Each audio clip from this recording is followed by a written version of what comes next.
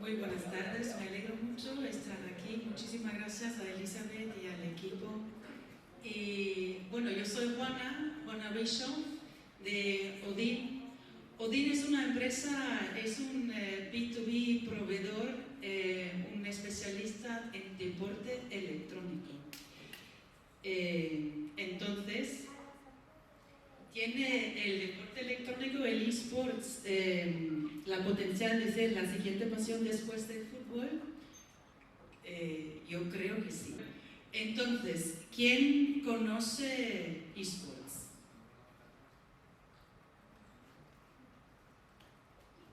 Perfecto, muy bien. Bueno, cuando hablamos de eSports, hablamos de videojuegos competitivos, estrategios. Y estos videojuegos se juegan a un nivel muy profesional.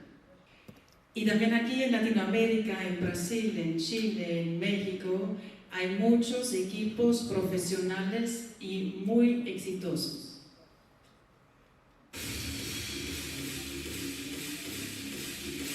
Yo creo que el jugador mexicano y el latino son muy apasionados.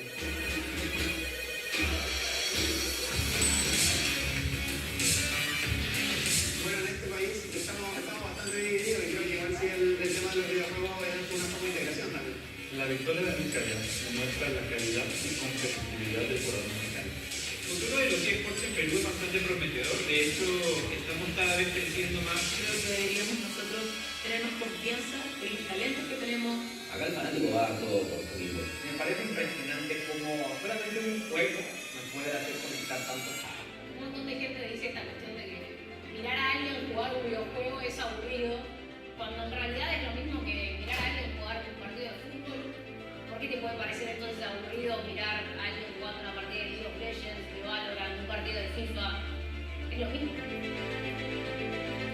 Acá el fanático va todo por su equipo, realmente. Su equipo le puede estar yendo bien, le puede estar yendo mal, pero el fanático es fanático. Y los eSports están generando un fanatismo y una pasión que es igualable con otra cosa. ¿Quién ha ido ya a un estadio lleno de eSports aficionados? ¿Quién ya ha visto un torneo en un estadio? Es impresionante, ¿no? Es impresionante y yo siempre digo, hay que ver para creerlo. Y entonces en Brasil el año pasado ha sido el IEM Rio Major. Es que, bueno, fue una cosa espectacular. Vamos a ver. It's happening.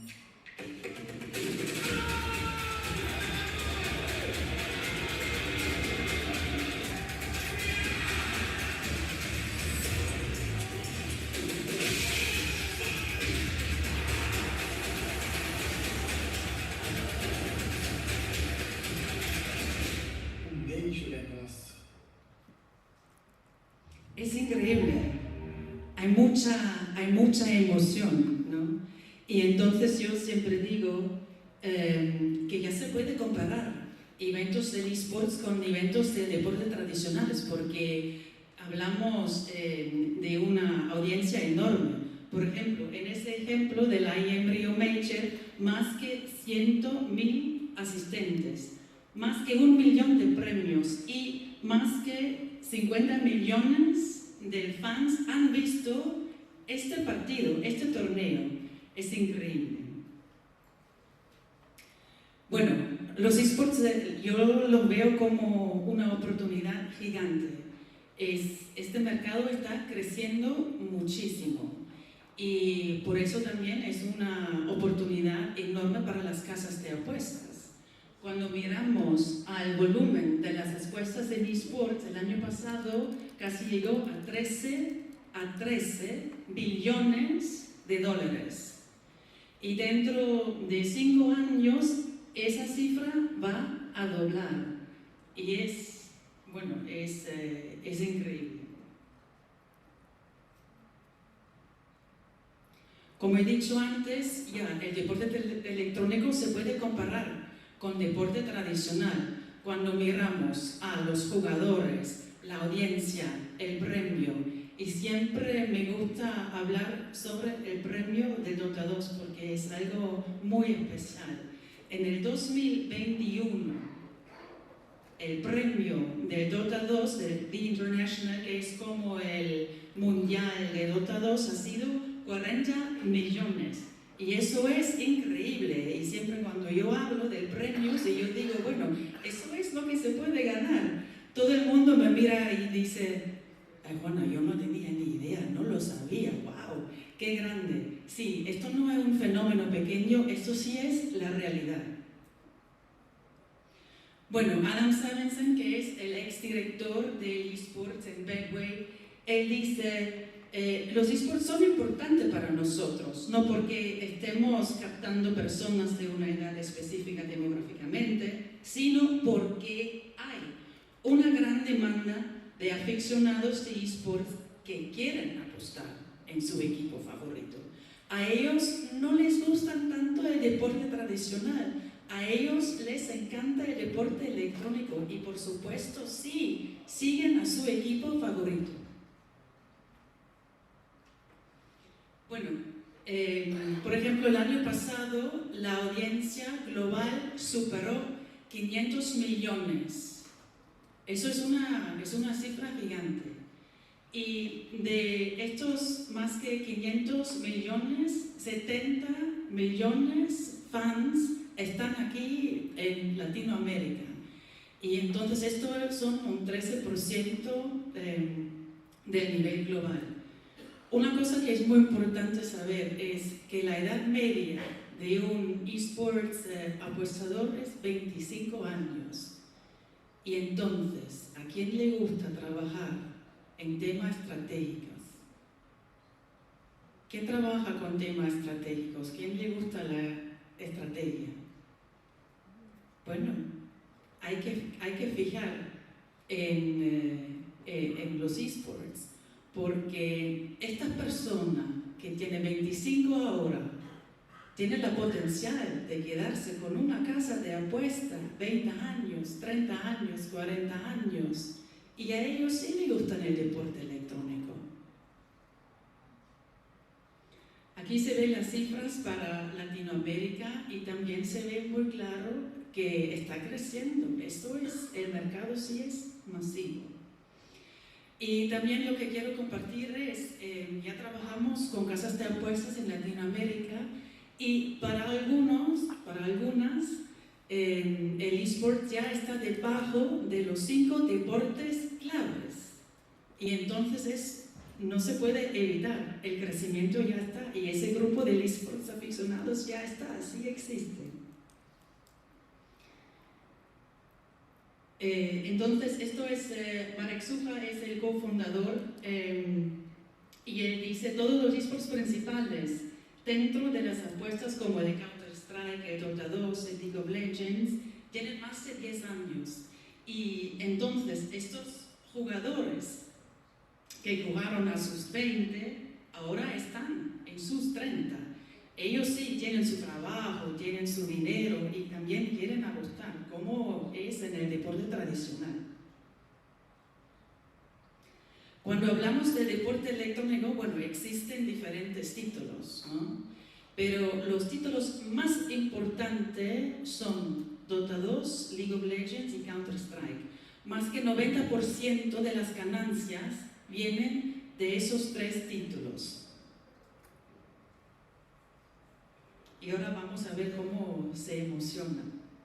What's been going on exactly? What kind of warming up the crowd? Warming up the crowd to show the world what Portugal is all about, you know? You want to see? I want to see. I don't want to show you. Do you guys want to show me? Okay.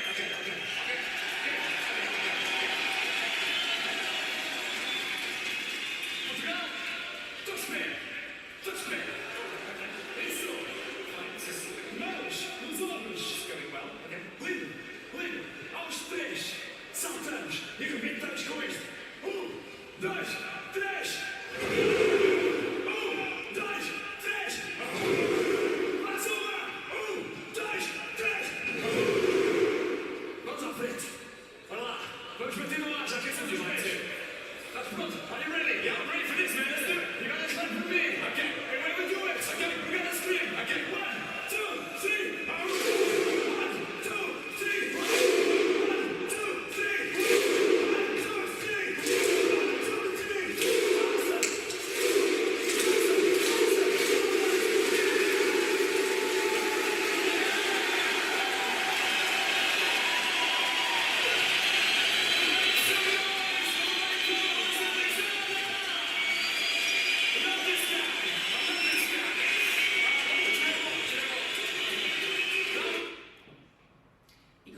siempre digo, hay que ver para creer, ¿no? Como ese grupo sí existe, esto es increíble. Ir a un estadio lleno es que, bueno, a mí me emociona mucho. También una cosa que quiero compartir, porque muchas veces dicen, bueno, pero es una audiencia muy joven, no gastan tanto dinero, y lo vemos con nuestros clientes. Y aquí se ve que la cantidad media de la apuesta del eSports es más alta que en el deporte tradicional. Y entonces, como yo he dicho antes, es un grupo que sí tiene su propio trabajo, que gana su propio dinero y que sí quiere apostar. Pero ¿cuándo sucede eso? ¿Es en prepartido o live? Bueno, por supuesto, casi todo sucede en directo, porque estos son juegos de mucho movimiento, pasa mucho, y por eso todo sucede en directo, casi todo. También cuando hablamos de eSports, también hablamos de los simuladores, ¿no? Sobre todo durante la pandemia, los simuladores virtuales han crecido mucho. Y bueno, eso también es deporte electrónico, y para muchas casas de apuestas han salvado su vida, ¿no? Porque durante la pandemia, y esto siempre me cuesta trabajo decir que la pandemia tiene algo positivo, para el deporte electrónico sí, porque el deporte tradicional casi estaba muerta, y entonces con el deporte electrónico había una oferta enorme. Además, con estos simuladores se juega humano contra humano, y estos son juegos muy rápidos, y entonces también es una potencial para los aficionados del deporte tradicional, porque a ellos sí a ellos sí les gusta el soccer, y entonces si no hay contenido, que sí, con este contenido tienen la posibilidad de apostar, y eso es lo mismo en el soccer o con el baloncesto. Entonces, yo veo mucho potencial. Como yo he dicho antes, el eSports es un tema estratégico, porque ese grupo de eSports aficionados ya existe. A ellos no les gusta tanto el deporte tradicional, les gusta el deporte electrónico. Y este grupo va a crecer, y cuando uno está un fan del Counter-Strike, se queda un fan de Counter-Strike, ¿no? Y entonces cuando las casas de apuestas muchas veces no entienden bien cómo funciona y dicen, bueno, pero ¿dónde está ese grupo? Nosotros podemos ayudar porque conocemos ese grupo muy bien. Y siempre digo, por favor, no gasten dinero en convertir en un fan tradicional, en un fan del deporte electrónico, eso no va a funcionar. Hay que hacer un muy buen marketing, y eso asegura crecimiento estratégico. Y bueno, como a mí siempre me gusta enseñar los próximos torneos, esto es un torneo que va a pasar pronto.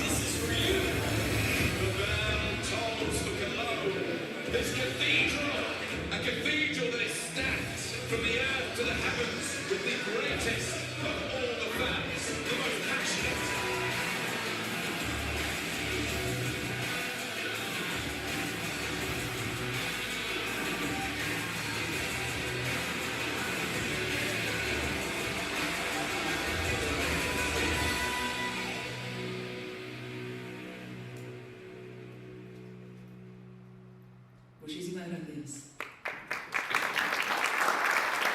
Videojuegos en el país ahora en los últimos 10 años, sino que desde los años 80, con sábados gigantes, ya se había posicionado el tema de jugar acá en los programas de los sábados, que recordemos para la gente que no es de Chile, Sábado Gigante era un programa que se llama los días sábados, de larga duración, y era el programa más visto en la televisión durante décadas. Y dentro de las acciones que se hacían en Sábado Gigante se jugaban competencias de Atari. Ya después de los años 90, con la llegada de los Buster y la llegada también de las consolas de videojuegos más recordadas como la Nintendo o la Sega Genesis, empezaron a haber distintos torneos nacionales, los cuales repercutían en que el campeón nacional competía en regionales y posteriormente mundiales. Ya con la llegada del internet y todo lo que sucedió, Chile se volvió un país muy activo en el desarrollo de torneos LAN. Esto quiere decir los torneos conectados, donde tú llevas tu consola, tu computador. Coloquialmente acá en Chile se le conoció como tarreos. Menciono todo esto porque al final Chile tiene una larga historia con el mundo de los videojuegos, ya son casi 40 años, y los últimos años nos podemos dar cuenta que Chile sí es un país muy activo y que tiene mucha adhesión con esta industria. Riot Games, la empresa dueña de League of Legends, tenía sus oficinas acá en el país y los eventos más importantes se realizaron acá en Chile. Estamos hablando que el Movistar Arena se llenó reiteradas veces con más de 10.000 personas y cada entrada costaba 10.000 pesos. Entonces, pensamos que la gente está pagando, aparte, una entrada bastante cara, 3 veces lo que cuesta ir al cine, en promedio, para poder ir a ver una competencia de esports que dura un par de horas. Es bastante inédito.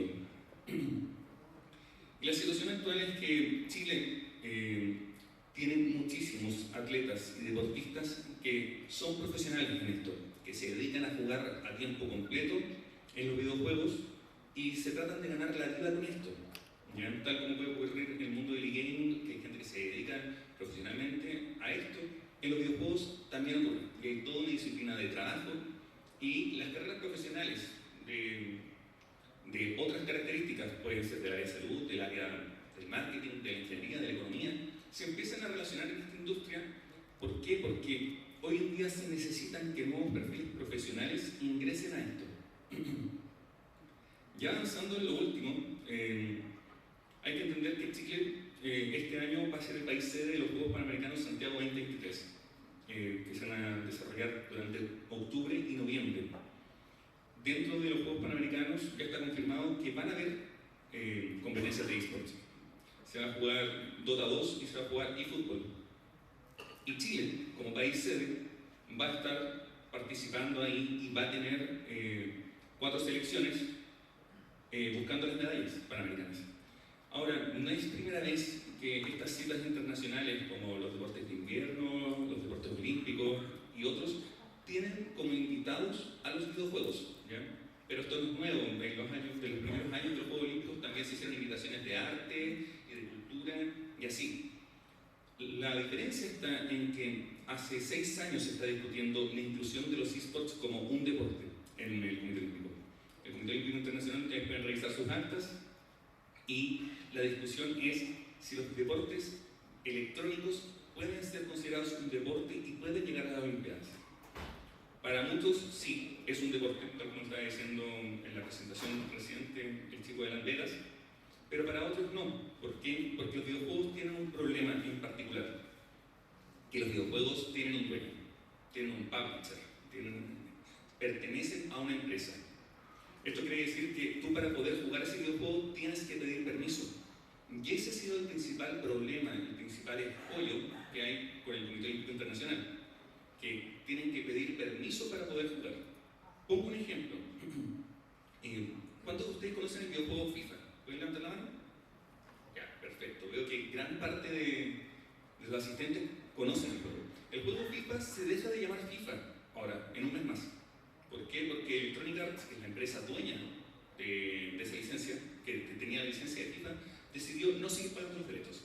Dado que la FIFA le pidió, ¿saben qué? Estamos viendo que tú estás ganando demasiado dinero, ¿podrías pasarnos más plata de la que estás ganando? Y él decidió que no, y ahora el juego se llama EA Sports FC, que va a ser un nuevo juego que se supone que va a tener las mismas mecánicas, pero el juego en sí, las diferencias que va a tener están en que nadie sabe, uno, qué características nuevas va a tener, si va a ser un juego gratis, si se va a poder jugar en línea, va a tener crossplay, y todos esos cambios no ocurre en los deportes tradicionales. No es como que puede llegar un dueño y dice, ¿sabes qué? Me aburrí de que sigan jugando. Le ponen on-off al botón y se acaba. Bueno, ahora que está la presentación,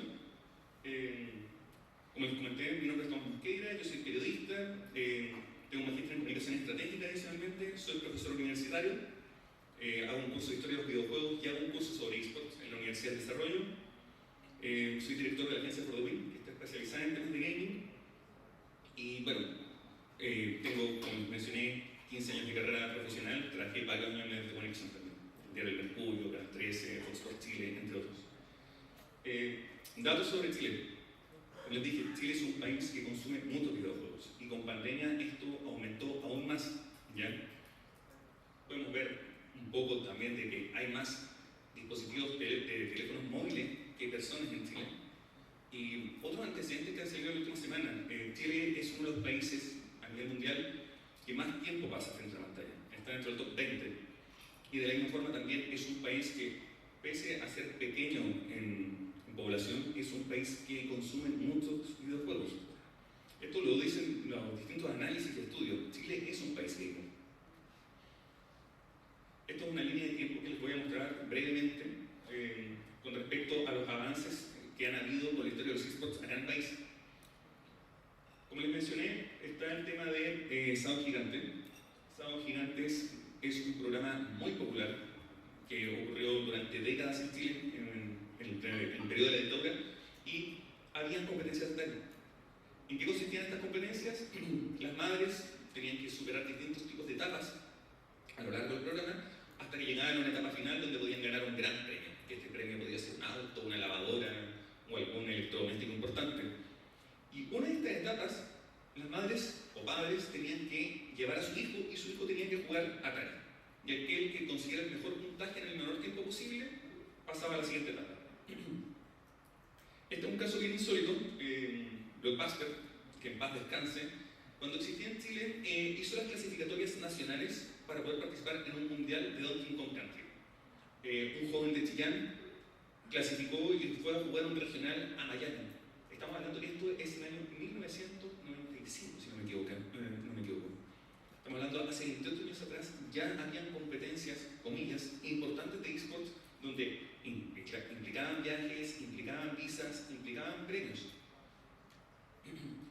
Ya durante el año 2000, como les dije, empieza toda esta explosión del internet, la gente empieza a jugar en línea y ocurren distintas cosas. El año 2005 se produce CPL, que es la Cyber Athlete Professional League, que es una competencia mundial de esports que decidió tener una de sus sedes en Chile. Estamos hablando año 2005, hartos años atrás, 18 años atrás, ocurre esto. ¿Y cuál fue el tema? Eran 9 estaciones a lo largo del mundo y la 9ª estación era Chile. Y esta estación tuvo una particularidad, se repartieron $60.000 en premios y vino el entonces mejor jugador del mundo, que es Jonathan Wendell, conocido como Fatality, que fue el primer jugador en tener su propia línea de periféricos. Esto quiere decir que habían mouse, teclados y distintos tipos de accesorios para jugar con su nombre y apellido. Este evento se realizó en San Carlos de Apoquindo, en el estadio San Carlos de Apoquindo, ahí donde juega la Universidad Católica. Ahí se realizó este evento que convocó a miles de personas, pero como les decía, lo importante fue que repartió en esos años $60.000. Y otro ejemplo importante, el año 2007, Alejandro Ríos Luchuma consigue el campeonato mundial de Pump It Up. El Pump It Up es un juego de alfombra rítmico donde uno va a ver en una pantalla que van cayendo unas flechas y uno tiene que ir pisando en la alfombra las flechas para ir continuando el ritmo.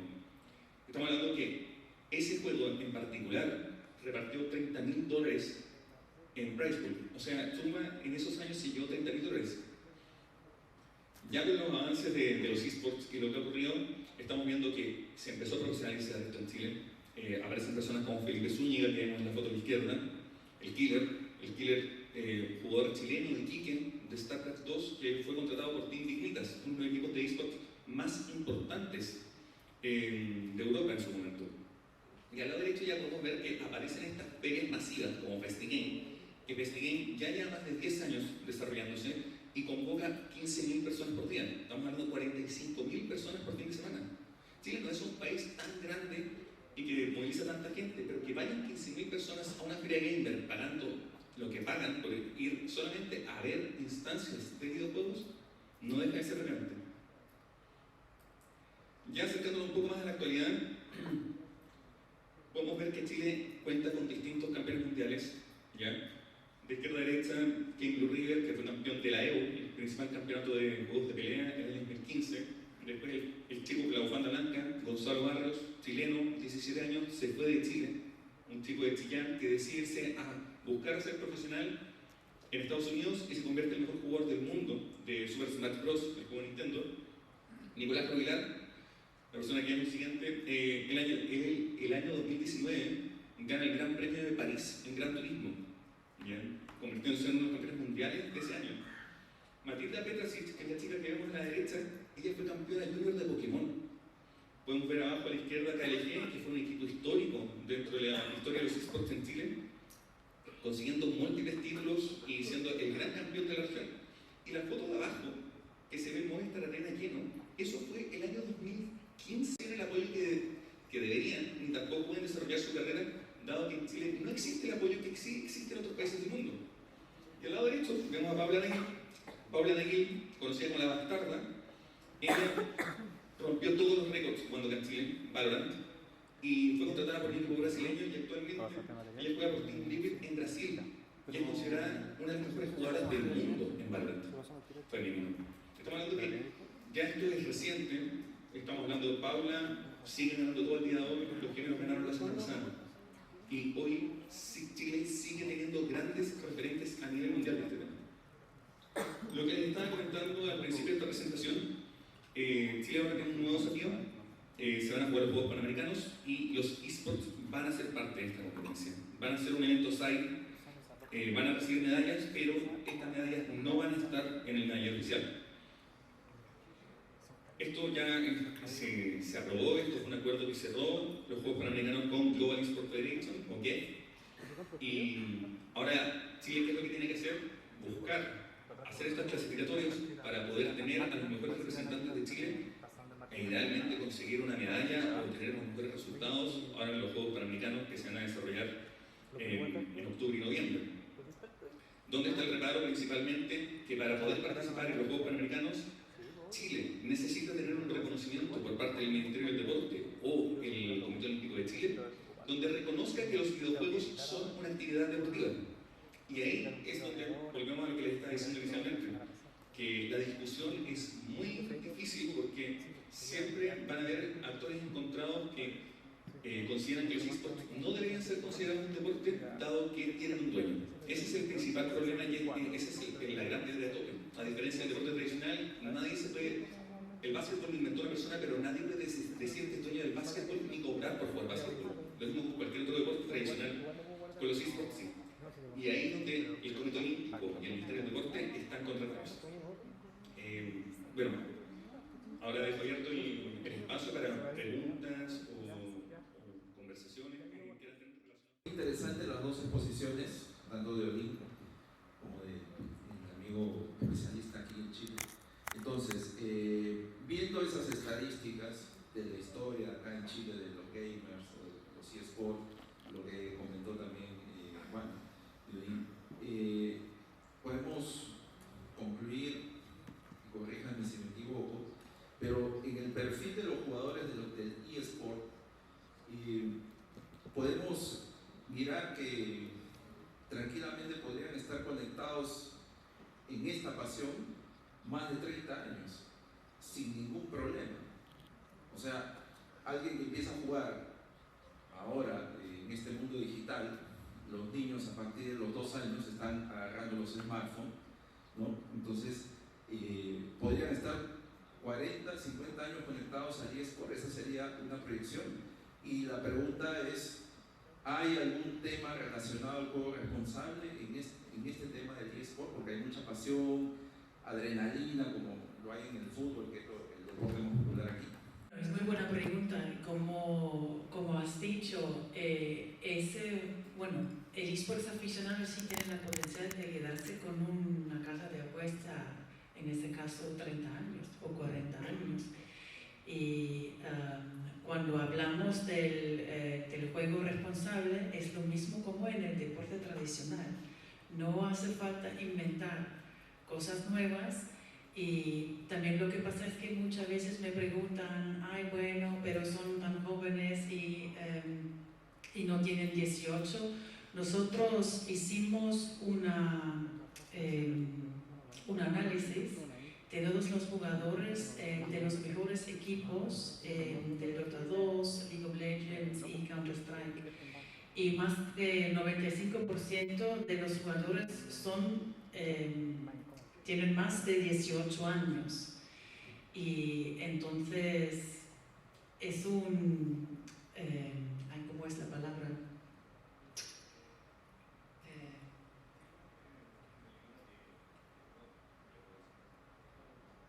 So it's like ahora tampoco me sale en inglés, en alemán sí, pero en inglés no, ni en el español. Pero bueno, lo que quiero decir es, por supuesto sí, el juego responsable es importante y es lo mismo como en el deporte tradicional. Compartiendo lo que comentó aquí, quiero agregar que, bueno, sí, efectivamente la industria de los videojuegos, piensa que partió en 1970, el tema fue que ya la gente se puso mucho más fanática cuando empezó a tener consolas en los hogares, mediante los 80, los 90, donde gente entre 45, 40, 35 años, son gente que nació con una consola en la mano, o gente que ya tiene cierta afinidad con el tema. Ya no es tan distinto como era con, por ejemplo, las generaciones anteriores que vieran cierto recelo en la industria de los videojuegos. Hoy en día está mucho más normalizado. Y eso ayuda bastante a que hoy existan instancias como esta, donde la gente puede apostar porque conoce de lo que estás haciendo. No estás apostando en algo en lo que no sabes a lo que te vas a enfrentar. Yo, por ejemplo, tengo 38 años, juego de los 4. Tengo más de 34 años, por ejemplo, de experiencia en videojuegos. Y aún así, yo no me considero una persona experta, ni que sepa mucho, ni nada, pero sí les puedo decir de que uno, con tantos años de videojuego en el cuerpo, con tantas horas dedicadas, sí sabe lo que está haciendo. Y al final eso te da un criterio para poder tomar esas decisiones en el caso de, no sé, ser parte de sitios de apuesta o ya desarrollarte profesionalmente en esto.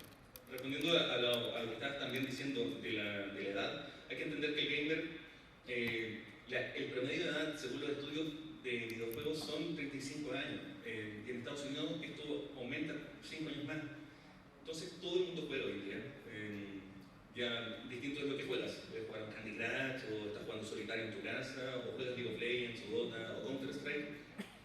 Va también por tu formación, también el tipo de acceso a la tecnología que tengas, pero hoy en día es mucho más normalizado hablar de temas de videojuegos de lo que hace un par de décadas atrás. En Estados Unidos, siempre que es un asunto importante, se va a la universidad. Se estudia, se crean cursos, de pelo menos 10 universidades americanas tratan de los esportes como carreira. E isso faz com que haja prosperidade do negócio, que o negócio se desenvolva. Em Brasil não está acontecendo isso com tanta velocidade ou da forma que era necessária. Chile tem algum projeto de incluir esportes em escolas, em universidades, fazer programa nacional de educação que depois cambie e inclua os profissionais? Es una muy buena pregunta. Hay muchos países a nivel mundial que sí están realizando educación formativa con respecto a esports. Tú lo mencionaste, en Estados Unidos hay muchas universidades, en España también, hay muchos diplomados y cursos especializados. En Japón, ¿para qué decir? Ya el gobierno se metió en esto porque dijo, nosotros como japoneses, parte de los inventores de los videojuegos con empresas como Nintendo, ¿cómo no podemos ser parte de esto?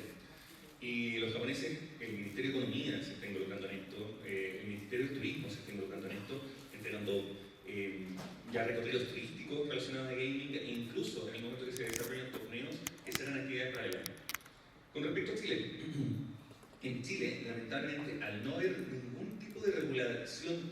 que los esports son algo o existen, no se puede hacer nada.